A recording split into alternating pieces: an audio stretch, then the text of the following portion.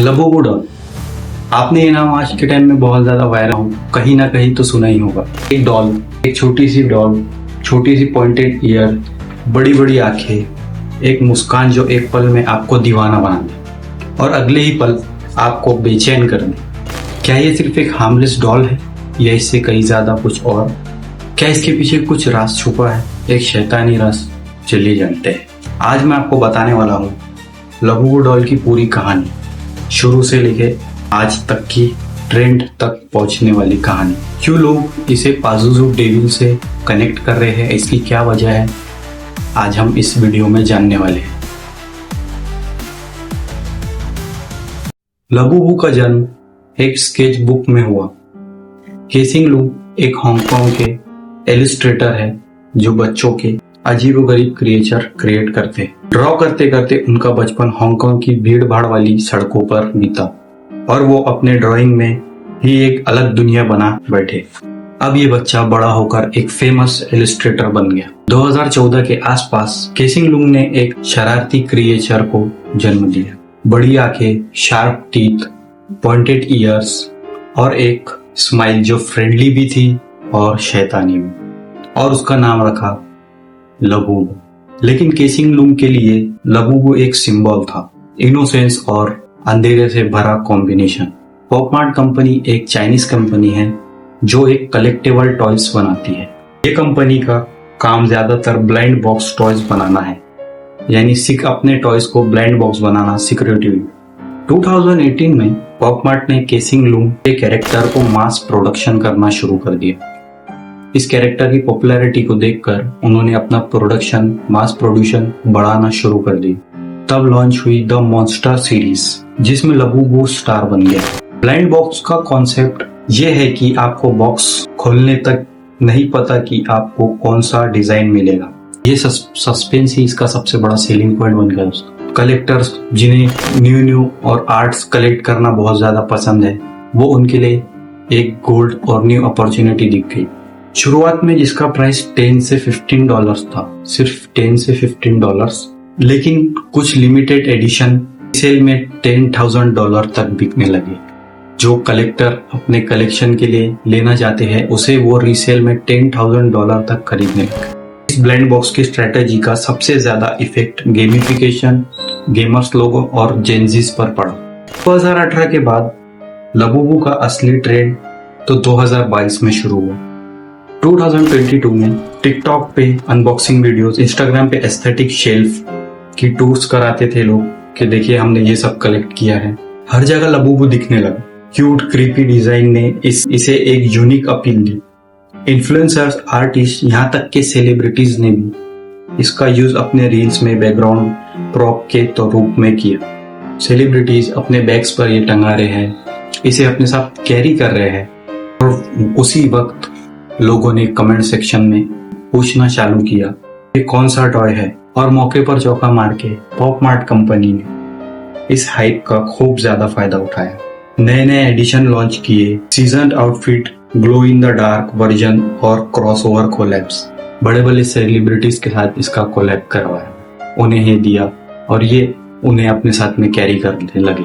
The independent के मुताबिक पॉपमार्ट के ऑफिशियल फाइनेंस रिपोर्ट के हिसाब से 2023 में पॉपमार्ट का टोटल रेवेन्यू $1.07 बिलियन था USD, लेकिन 2025 तक का रेवेन्यू कंपनी ओपन बताने से इनकार कर रही है। लेकिन अनुमान लगाया जा रहा है कि इस कंपनी का रेवेन्यू $25 बिलियन तक क्रॉस कर चुका है। आप लोगों ने इस कंपनी का इतिहास तो जान लिया, लेकिन अब बात करते हैं इसके डेविल साइड की, जिसकी वजह से इसने इतनी ज्यादा पॉपुलैरिटी गेन की है। अब बात करते हैं इसके डेविल सेट की। कुछ लोग सोशल मीडिया पर लबूबू को एंशिएंट मेसोपोटामियन डिमोन पाजुजू से रिलेट कर रहे हैं। पाजुजू जो एक शैतानी फिगर है जो हवा, बीमारी और डिस्ट्रैक्शन से जुड़ा था, लेकिन उसकी एक और इंटरेस्टिंग खूबी थी, वो कभी कभी प्रोटेक्शन के लिए भी जाना जाता था, और इसीलिए उस टाइम लोग इस डेविल को पूजते थे ताकि वो दूसरे डेविल से बच सके। एक शैतान को मानो ताकि वो दूसरे शैतानों से आपको प्रोटेक्शन कर सके। कितनी अजीब बात। लबूबू के पॉइंटेड ईयर्स, वाइड आइस और शरारती मुस्कुराहट ने कुछ लोगों को इस डेविल की याद दिला दी। इंटरनेट थ्योरीज के मुताबिक लबुबू का डुअलिटी नेचर, क्यूट, स्कैरी, पाजुजू के डबल पर्सनैलिटी, एक तरफ से बुरी एक तरफ से प्रोटेक्टर। जब इन्होंने लबुबू का रेयर एडिशन को लॉन्च किया, लबुबू के डिजाइन में कुछ ऑकल्ट स्टाइल सिंबल दिए गए हैं जो फैंस लोगों ने हाईलाइट किया, लेकिन ये उनकी मार्केटिंग स्ट्रेटेजी भी हो सकती है। उन्होंने देखा कि लोग इसे ऑटोमेटिकली इसे हाइप बना रहे हैं, उसे कनेक्ट कर रहे हैं, कंट्रोवर्सी बढ़ रही है, तो उन्होंने लबुबू में ये सारे चेंजेस करना शुरू कर दिए ताकि ये और ज्यादा रिलेटेड लगे। आग में घी डालने वाला काम तो तब हो गया दोस्तों, जब सिम्पसन के पुराने एपिसोड की एक क्लिप वायरल हुई। टिकटॉक, इंस्टाग्राम पर एक क्लिप वायरल हुआ जिसमें एक क्रीपी डॉल दिखाया गया है।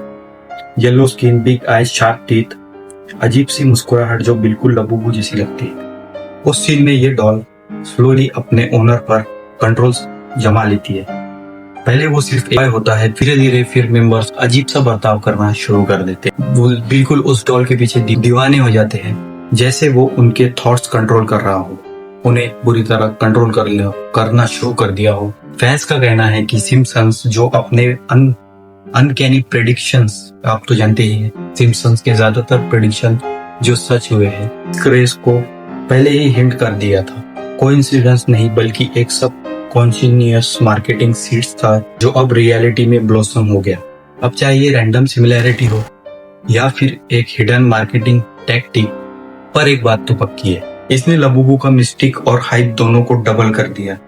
और इसमें कुछ हमारे इंडियन सेलिब्रिटीज भी पीछे नहीं, जैसे भारती सिंह जो कॉमेडियन है, उनका कहना है कि ये इविल डॉल है। उनके बेटे ने उनसे कहा कि ये डॉल वियर्डली एक्टिंग करती है। हंसी वाली बात है, जो जैस्मिन बासिन है, जो बिग बॉस की एक पार्टिसिपेंट हुआ करती थी, उनका कहना ये है कि ये डॉल उन्हें मारती है। मतलब लिटरली ये डॉल उन्हें मारती पीटती है। मतलब सच में। इस पर आप लोगों का क्या कहना है कमेंट में जरूर बताइए। पर दोस्तों, इन सब कंट्रोवर्सी के बावजूद पॉप मार्ट ने इसका यूज हाइप बनाने के लिए किया। Limited stock drop, collab events और सीक्रेट रिलीज। हर इवेंट में कलेक्टर ने लाइन लगाई। डायरेक्ट रिजल्ट, लबुबू के ब्लैक मार्केट प्राइसेस डबल हो गए। पॉप मार्ट कंपनी ने कलेक्टर्स को एक फोमो में रखा, फियर ऑफ मिसिंग आउट में रखा, जिसकी वजह से डिमांड कभी कम ना हो। लेकिन आज के वक्त में लबुबू सिर्फ एक टॉय नहीं, एक पॉप कल्चर सिंबल है। टिकटॉक हैशटैग पे लबुबू के 1 बिलियन से भी ज्यादा व्यूज है। कलेक्टर और ट्रेंड्स में रहने वाले लोग जो अमीर, रिच, पैसे वाले भी नहीं हैं, वो भी लोग अपनी पूरी सैलरी का एक अच्छा बड़ा हिस्सा इस डॉल पर खर्च कर रहे हैं। और जब तक pop mart limited edition launch करता रहेगा, ये क्रेज कम नहीं होने वाला। तो क्या लबुबू सिर्फ एक हार्मलेस टॉय है? केयरफुली क्रिएटेड साइकोलॉजिकल प्रोडक्ट जो हमें अट्रैक्ट करने के लिए बनाया गया है? आपकी क्या राय है दोस्तों? और क्या पाजुजू कनेक्शन सिर्फ एक इमेजिनेशन है या कुछ ज्यादा गहरा?